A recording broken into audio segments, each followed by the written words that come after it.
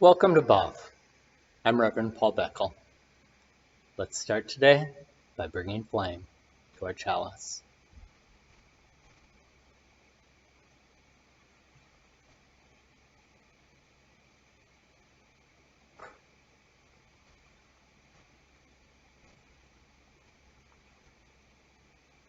Lighting the flaming chalice is a simple ritual practiced around the world by Unitarian Universalists. Because ours is a creedless, liberal religious tradition, every one of us brings our own meaning to the flaming chalice. More important, the meaning we find in any ritual, whether public or private, ancient or brand new. This meaning has to be relevant to what's going on in our lives at any given moment. Even simple rituals, like lighting a candle, can help us stop thinking about worries, wants, and things to do. Ideally, simple rituals help us to reflect, even for a moment, on what that moment offers us, what that moment calls us to be. When too much is going on at once, and that's how I feel right now, I know that I need to stop often, clear my mind. Lighting a candle or stopping to look out the window, or sitting quietly and closing my eyes. These things help me to get grounded so I can go back to whatever I was doing with a little more clarity.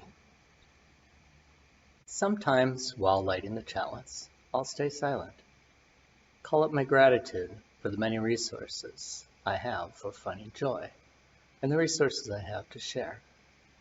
Or silently, I allow myself to be filled with wonder. Not that such wonder has to be infused with happiness. Even times of trial and fear contain opportunities for intense, breathtaking wonder. Times when we just have to take a deep breath. Maybe instead of wonder, you might call this religious experience. Or you may call it curiosity or just the buzz of, wow, I am living in this moment. And 5 years ago or even 2 months ago, I just couldn't have imagined this. I'm suggesting that you choose this kind of response rather than responding with spiraling anxiety. So it's a different kind of wow, a different kind of awesome and amazing than we get from pleasure and beauty. Wow can simply be a sense of seeing things for what they are. Or when reality is too confusing to understand, wow can be an affirmative way of accepting things as they are. Notice that's different from a passive or resigned way of accepting things as they are. Just wow. I'm not talking about acceptance as in giving up on the possibility, imperative even, for us to improve what we can within our sphere of influence. The flaming chalice can draw us into a time of quiet mindfulness in which we are deliberately conscious of the physical sensations of that moment. What we see, what we hear, what we feel, and so on at that moment. But the flaming chalice can also draw us out of ourselves.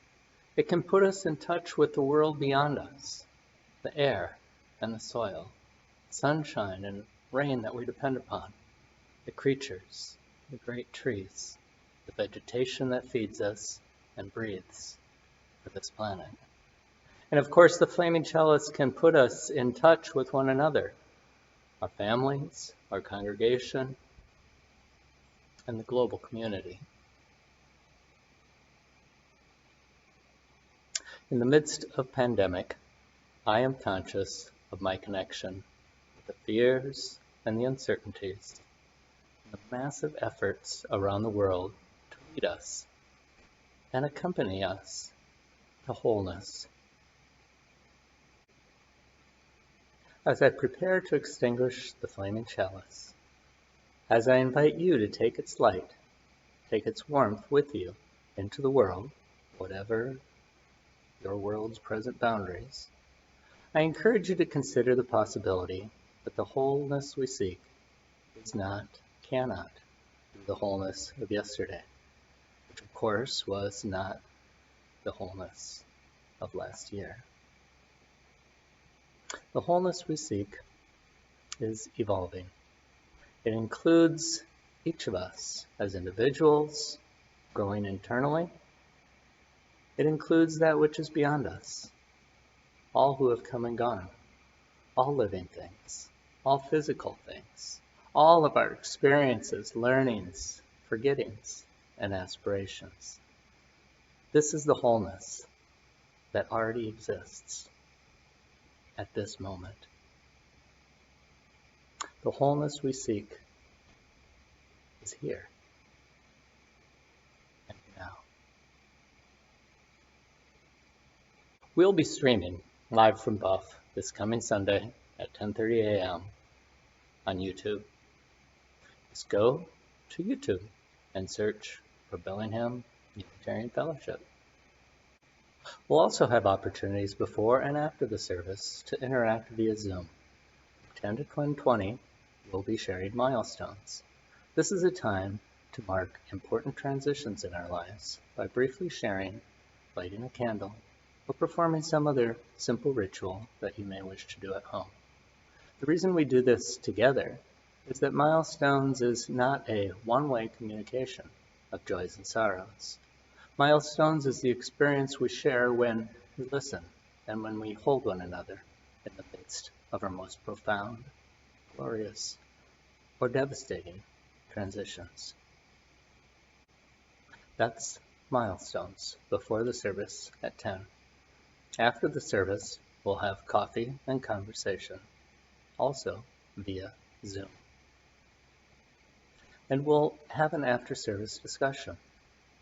The links to these two concurrent online gatherings are available at buff.org, buff.org. Then at 10:45, Debu Majumdar will be on Zoom for one of our book groups, which is reading the Hindu scripture Ramayana. This is the first meeting, so you don't need to have read anything to join in. And Debu left several extra copies of the book at Buff. I can arrange for you to get one free using appropriate safety protocols. Just write to me, paul@buff.org, or minister@buff.org. If the Chalice-Side chats or any of the other programs we offer at Buff are meaningful to you, thank a Buff member, or a pledging friend, or contributor, or volunteer, or staff member, or all of the above. Tell them thank you. They make sure we continue to fulfill our mission together. If you want to be part of that, if you want to support our work and ensure that liberal religious programs get out to the Whatcom area community, if you want to support advocacy for social justice, and care for those in need, and a safe place for all people, regardless of age, race, sexual orientation, gender identity, ability, documentation status, or sociocultural or economic class, you can be a part of making this happen. Contribute at buff.org using the Give button at the top right corner of the home page. Thanks for being here today. We'll be doing this every Tuesday and Thursday on the Bellingham Unitarian Fellowship YouTube channel. Be well, my friends.